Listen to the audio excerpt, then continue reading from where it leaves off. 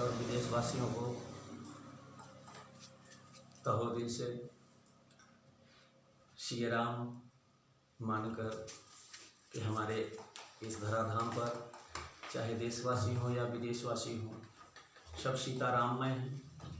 तो सबसे पहले हमारे रामचरितमानस में आज त्रयोदशी तिथि भी है, दिन सोमवार है, भगवान शिव के दिन है, महादेव जी के बैसाख महीने हैं। ये सभी मासों से उत्तम मास भी हैं जी, क्योंकि ऋतुचार हैं, उसी प्रकार से ये मास भी है ना।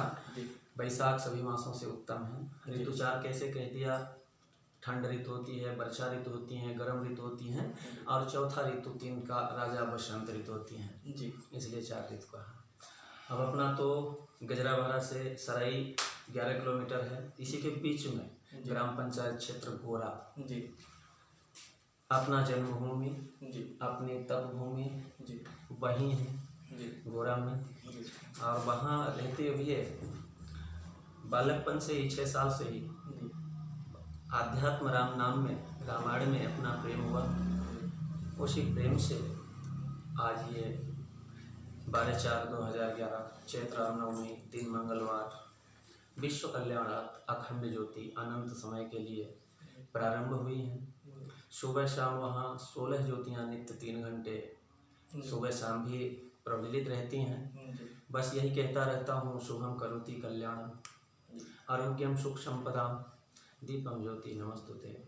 ये संसार में हे दीप शक्ति, हे ज्योति रूप प्रकाश रूप भगवान, हे श्री राम, जिन्हें सदा शिव जी और पार्वती जी, शिव ही संसार के स्वामी हैं, वही विश्व के नाथ हैं, विश्वनाथ कहे जाते हैं। हम अपने देश नहीं विदेश के भी नाथ हैं। उन्हीं के मुखों से माता पार्वती भी अपने संघ में सदा प्रभु श्री राम नाम ही जपा करते हैं, क्योंकि जहाँ श्री राम नाम है वहीं ना तो दैहिक ना दैविक ना भौतिक ये कोई ताप नहीं होते हैं। पर भाव सहित जो आदमी खोजता है, जो प्राणी खोजता है, तो अवश्य मिलता है। तो देखिए वही छोटी सी 2 कड़ी के रूप में अपने रामचरितमानस के उन भोलेनाथ के मुख से निकल रही वाणियों को जो वाल्मीकि जी मुनि हमारे तुलसी जी रामचरितमानस में है ना वर्णित किए हैं, उन्हीं के माध्यम से अपने देश विदेश को 2 शब्द सुख शांति का पहुंचाना चाहता हूं। और ये भी जानना चाहता हूं कि संसार में सुख ही नहीं दुख भी ये जैसे दिन और रात हैं, इस प्रकार से तो लगा ही रहता है कुछ न कुछ, पर दैहिक दैविक भौतिक ताप ये राम राज्य में नहीं रहता है। आज हम और आप बैठे हैं, आज देश बहुत भारी संकट में फंसा हुआ है। देखिए जन्म अगर नहीं है तो फिर धन भी किस काम का है, अब ये तन ही नहीं है फिर और किस काम का है। इसलिए हमें अपने धर्म को जानने की ज़रूरत है। माँ के गर्भ से बाहर जब आए, मुट्ठी बांध कर वादा किए कि हे प्रभु 10 महीने माँ के गर्भ में जैसे पूरा हुआ, तो वादा किए वहाँ अब रहा नहीं जा रहा है, प्रभु बाहर कीजिए सप्तरी भजन करम दिन राति, बाहर कर दें प्रभु। तो संसार में काम क्रोध मद लोभ ये जो 4 शत्रु हैं जो हम और आप सबको फंसा रहे हैं, भौतिक बाध में मुक्त करा रहे हैं, इनसे दूर रह करके हम आपका भजन करें, है ना।